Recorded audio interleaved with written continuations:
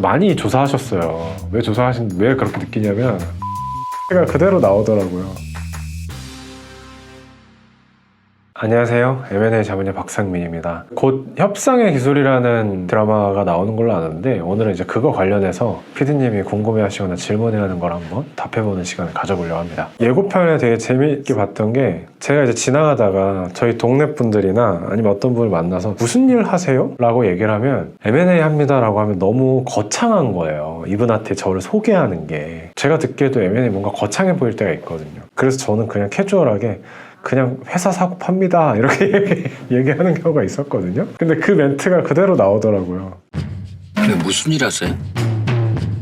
사고 팔고 합니다. 러브라인보다는 진짜 그런 오피스 드라마가 되지 않을까 싶은데 네, M&A 시장에서 러브라인은 있을 수가 없어요. 고객과의 러브라인. 러브라인도 M&A죠. 저희 러브라인도 M&A.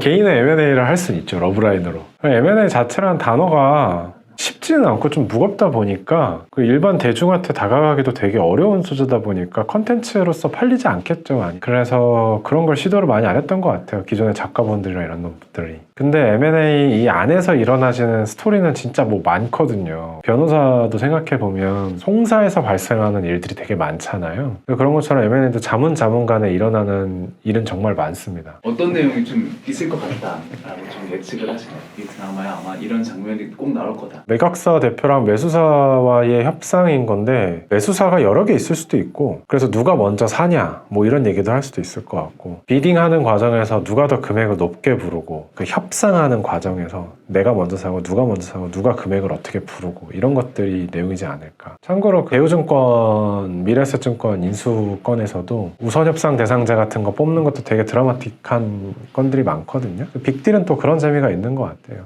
당일날 얼마의 금액을 입찰을 해서 넣을 거냐. 그런 부분들이 꼭 나오지 않을까라는 생각은 듭니다. 기본적으로 자문을 한다는 거는 이 사람한테 도움이 되는 거를 자문을 하는 건데 결과물이 마음에 안 들 때도 있죠. 매각사 대표가 충분한 금액을 자문력이 못 끌었다고 할 수도 있고 매수사가 원하는 안건을 자문력이 못 줄 때도 있고 그래서 사실은 그거에 대한 이제 블레임이나 이런 거를 사실 자문력한테 돌리는 경우가 있을 수 있죠. 혹은 뭐 진짜 더 클 회사인 건데 자문력이 이거 팔게 종용했다라고 하는 경우도 있을 수 있고 산인이 이렇게 힘들어진 건 윤준호 때문이고 드라마다 보니까 가장 안 좋은 케이스를 다루지 않았을까 그런 케이스 나오지 않을까 싶네요. 네.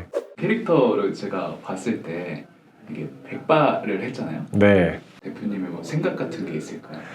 사실 저도 백발로 바꿀까 생각을 좀 했었어요. 왜 그랬냐면은 방금 이거 찍기 직전에 또 클라이언트를 만났는데 클라이언트 나이대가 이제 한 5, 60대가 넘어가시는 거 60대에 훨씬 넘어가셨던 것 같아요. 보통 이제 저를 만나면은 나이가 생각보다 어리네? 라고 이렇게 얘기 많이 하세요. 금융경력이 그래도 뭐 10년이 넘었는데 막 어리다고 할 수는 없거든요. 근데 저분이 왜 백발로 나왔지? 라고 생각했다가 제가 너무 공감이 갈 때가 많아요. 더 관록이 있어 보이게 외모를 가꿀 수는 없을까? 더 이상 이제 막 어려 보인다가 칭찬이 아니게 되는 거죠. 클라이언트를 만나다 보니까.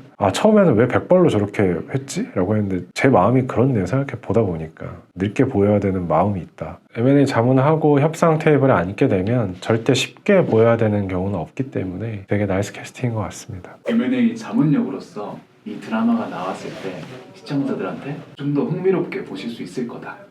약간 이런 부분들도 있을까요? M&A가 이제 다르고 다를 때가 많거든요.